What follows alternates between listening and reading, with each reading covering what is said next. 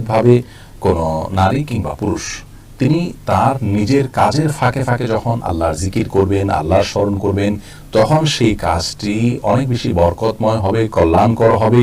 তিনি তার সময়টাকে কাজে লাগাচ্ছেন, তিনি জাকিরিনদের মধ্যে শামিল হচ্ছেন, যে জাকিরিনদের প্রশংসা আল্লাহ তাআলা কোরআনে কারিমে বলেছেন, তাদের জন্য জান্নাতের প্রস্তুতি আল্লাহ তাআলা করে রেখেছেন। ওয়াযাকিরিন ওয়াযাকিরাত ওয়াযাকিরিন আল্লাহ কাসীরান ওয়াযাকিরাত, যারা বেশি বেশি আল্লাহ তাআলা জিকির করে সেই নারী পুরুষের প্রশংসা আল্লাহ তাআলা করেছেন, তাদের জন্য পুরস্কার ঘোষণা করেছেন জান্নাতের। অতএব তিনি তাদের অন্তর্ভুক্ত, এবং এটি একজন মুসলমানের জন্য খুবই ভালো দিক সন্দেহাতীতভাবে। কিন্তু তার মানে এই নয় যে এই কাজ করলে কাবাঘর ঝাড়ু দেওয়ার তৌফিক হবে। অনেক মহিলারাই ঘর ঝাড়ু দিতে দিতে তারা জিকির করেন, কই তারা তো কাবাঘর জীবনে একবার ঝাড়ু দেওয়ার তৌফিক হয়নি। কাবাঘর ঝাড়ু দেওয়ার নির্দিষ্ট ব্যক্তি আছে, তার বাইরে পৃথিবীর বিভিন্ন প্রান্তের মানুষ তৌফিক পেয়েছে, এরকম কোনো কথা আমাদের জানা নেই।